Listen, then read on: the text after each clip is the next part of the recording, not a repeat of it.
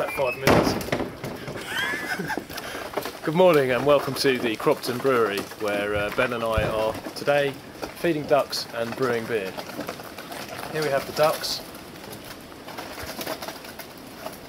I consider myself a bit of a Dr. Dolittle character. Watch them run away. Run away. And why are we here today, Thomas? Today we're here to brew our own beer. Ben and I write about beer, as you will be able to see from our website, which you should be on right now. And although we write a lot about it and drink a lot of it, we were put to the test and asked if we would like to brew some. So that's what we're doing today. The bowback will be a must for this brew. Okay. And then there's the one from New Zealand. Okay, we're in the malting room. Lots of bags of malt, black malt, caramel malt, and we're going for Vienna. 10% of it. If you're looking here, this is the kind of stuff we're using. Whoa! Is and that's all been crushed, and what that essentially gets put in a big kettle and boiled up, and all the sugar's extracted. So yeah, that's a lot of the sugar's going to come out of that. This adds a little bit more oomph to it, like you were saying earlier. So this is basically we're building the sort of the structure, the kind of backbone to the beer. But we're going to let the hops and the yeast do all the talking really in this one. We don't want it too malty. It's coming out in the spring. We want something floral, something aromatic, and something that will taste a little bit more bitter than sweet. So the malt selection is done. There's a man downstairs in a similar white coat to this, working his magic and putting it in the mash tun and such like, but we're going to be doing that in a bit. Morning, my name's Alan Jeffries. I'm a brewer at Cropton. We're here for a special brew today, hopefully. We're up the grist stage now, where we're putting the malt into the mash tun. So we've got hot liquor going into the mash tun below the hopper. And what we're going to do now is release the malts from our recipe into the mash tun ready to mash. That's infusing with the hot liquor, which is set at a certain temperature, so we have a strike heat because we know the temperature of the malt here in the malt store. It's all in the grist. That's what I've done there.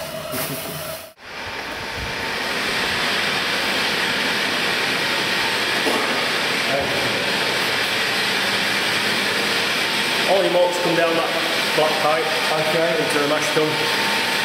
The hot liquor tank, the big kettle here, that's what's been pumped into the top and it's mixing with the malt. And what we're going to do now is just check we've got a nice consistency for the extraction and the mashing period, and we'll check its temperature, and we can just fine adjustment when anything necessary. Yeah. There we are. The malts are now starting to release any colours which the coloured malts would have, releasing it into the hot liquor, but certainly it's the fermentable sugars that we're now extracting from the malt, which is obviously the key part of the process to reduce the alcohol. When we start to see the results of the mash, then that's where we need to identify the level of the sugars that we've got from this particular mash. That's Postman Pat. We're in Yorkshire, that is Postman Pat. So what are we doing here, Ben? We are choosing our hops.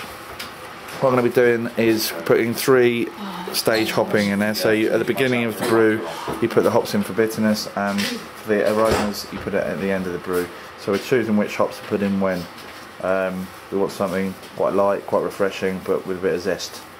Okay. Very helpfully, we put some hops in some boiling water to try and recreate the effect it would have in the beer, just in terms of the aromas and the bitterness. So this is boiling hot. In fact, that's too hot to pick up. And just getting there. The smell of that is very, there's some real kind of citrusy, clean aromas from that. But this is the Bobek hop, Eastern European, Czech. Not used as much as say Cascade at the moment, so we might be looking at this. What we've found is to guarantee a clearer work inside the copper, Helps with the balance of the protein for when we're doing the fermentation. What are you cooking up there? That's like, is that Small tea. small tea, sweet tea? Let's have a look. It's not a bad quick little bar. Oh, yum, yum, yum, yum.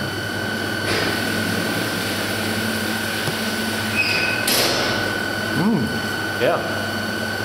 Bit of branding for soft drinks as well. They can sponsor this one. Maybe they could put some sponsorship on the website. Straightforward. The view is sort of stopping it basically. You're going to shut that off so we don't lose anything. We'll just lose a little bit that's in the pipe. We need to do a bit of jigging the pipe with it. Okay, right. This might smart. It looked like a perfect fit then. Okay.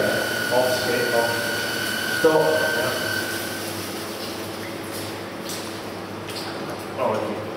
Okay. So do you see that piece first? Doesn't matter. Look like you're going to get some work out and it's hot, remember. Stand back, folks. It's getting quite exciting. Whoa, whoa! Right, Tom, explain what's going on now. Now we have to press a button. What's it? Start the sparge. To start the sparge, and I've been told to press a yellow button. There are 5 yellow It's a bit buttons like there. Mission Impossible at the moment.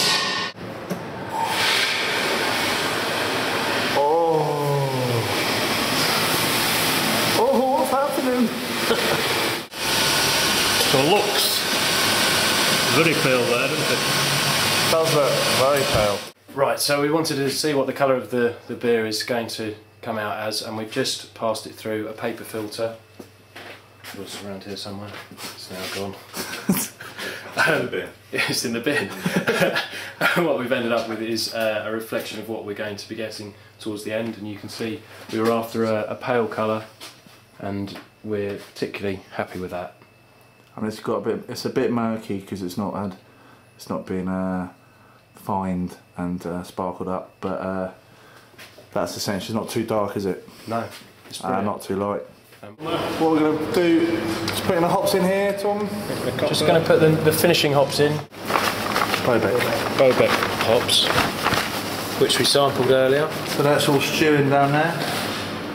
So what's happening now is going to spinning the liquid around. The hops act as a natural filter because it is going from here to the fermenter, which is where the yeast gets added and all the excitement happens, the sugar turns alcohol. Sat in the back of the car with the dog. We're just halfway through the brewing process really. All the risky bits are about to finish actually. We're about to put it into the fermenter with the yeast. The beer's looking good, it's smelling nice. We just added some hops. That's been boiling for a while and it's all looking good. It's quite exciting actually. Didn't think it would be this interesting, but it is. And the colour of the beer seems right. We're going for about 4.95%, which seems to be spot on. We've got to do this gravity thing with the test tubes and whatnot, but that all seems to be going perfectly fine. And there's a dog in the car. And Spot. What, Spot? Got anything to say about it? Spot? Well, he's a bit camera shy, but he knows it's on him. It's not. Spot! Spot! Oh, look at the camera. Spot! Look at the camera. Spot! Give us your approval. Arr, Speak. ruff, ruff, ruff, ruff, ruff. How does our beer taste? Rough. Sausages. Never worked with animals. What is that, Thomas? That is an empty box. But what was in it was yeast. And there is yeast. Yeast. That is yeast. Doesn't look like much, but it's fairly important. That whole packet's going in this. It's in here. And that turns all the sugar into alcohol. This is yeast. This is liquid in here. And without this, it doesn't turn into booze. So we need it to be alcoholic. So I'm going to put this in here. This is quite a moment for both of us. And that's done for 4 days now. It's sitting there, and the yeast is going to be starting to munch all the sugar, turning into alcohol, and making beer. 4 days, and it's what's today, Monday. So we're ready on Friday. And what will that come off? What alcohol content will it have at that stage? About 4.9. We're aiming for